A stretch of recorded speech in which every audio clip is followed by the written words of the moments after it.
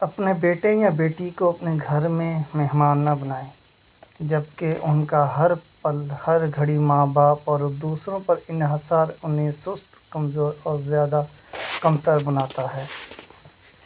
آخر میں ماں باپ، اگر آپ اپنے بیٹے اور بیٹی کو اپنے گھر کی ذمہ داری اور حالات کا سامنا کرنا نہیں سکھائیں گے تو ان کی زندگی آنے والے دنوں میں بد سے بدتر ہوتی جائے گی، جس کے صرف اور صرف آپ ذمہ دار ہوں گے۔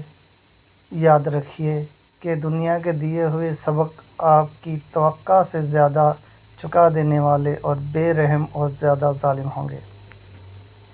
اپنے بیٹے یا بیٹی کو اپنے گھر میں مہمان نہ بنائیں، بلکہ ان کو آہستہ آہستہ روزمرہ کے گھریلو معاملات کے ساتھ ساتھ معاشرتی سرگرمیوں میں بھی حصہ لینے کا پابند کیجیے۔